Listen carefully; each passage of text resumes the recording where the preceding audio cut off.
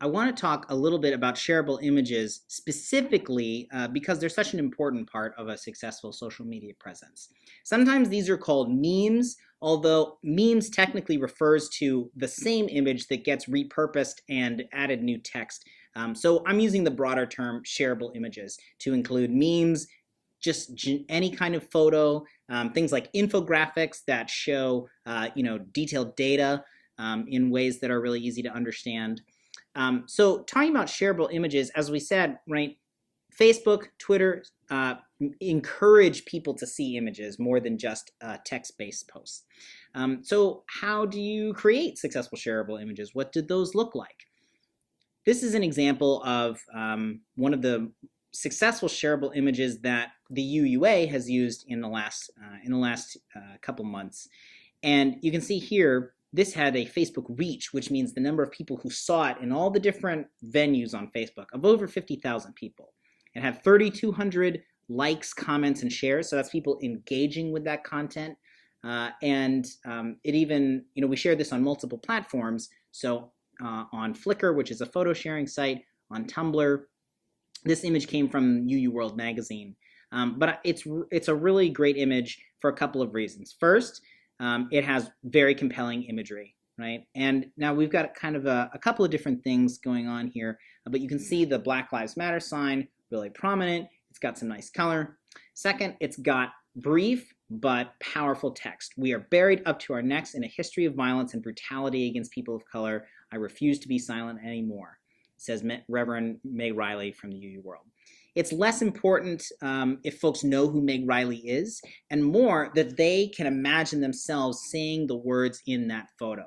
Because when you share something on social media, you are sharing it from your point of view. So the text needs to be something that the people you hope will share it might actually want to get out there. Here's another example from a shareable image from the UUA, and this one quotes Peter Morales, our president.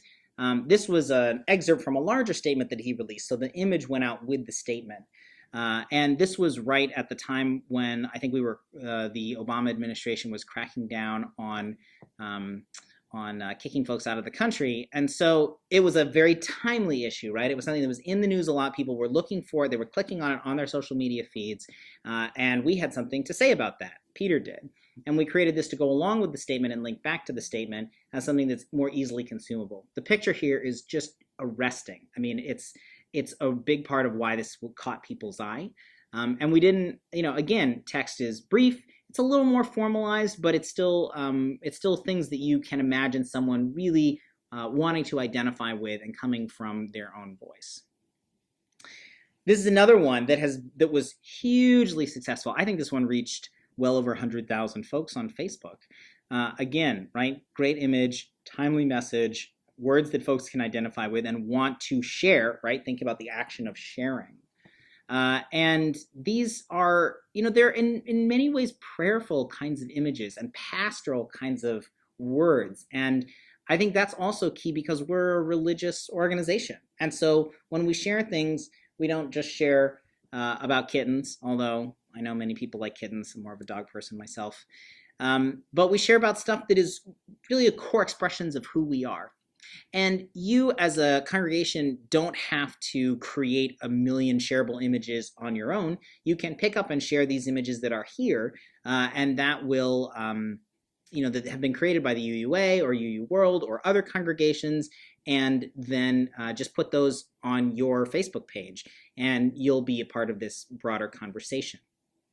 Now, I think if you're going to create your own shareable images, they need to be really specific to your context.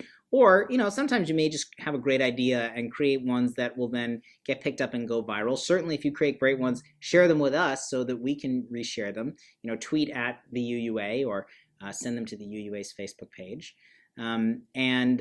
But in general, I think it's going to be more helpful for you to figure out really important local contexts that you can create shareable images for if you want them to get some traction in the community of folks that are engaged with you. So again, timely, trending topics that folks can really imagine themselves in. The hardest part about creating good shareable images is the logistics of it, of finding a good photo, Sarah talked earlier about finding a photo that has the right proportion in the frame, or that you can zoom or crop appropriately so that the text can exist someplace in the photo. Maybe if the background is too busy, you can put a transparent or semi-transparent block behind the text so that it's easy to read. So here are a couple of the ways that we create shareable images very easily. You can search on Flickr, the photo sharing site, for images that have the right permissions to be able to use. It's very important that you have images that folks have licensed for use.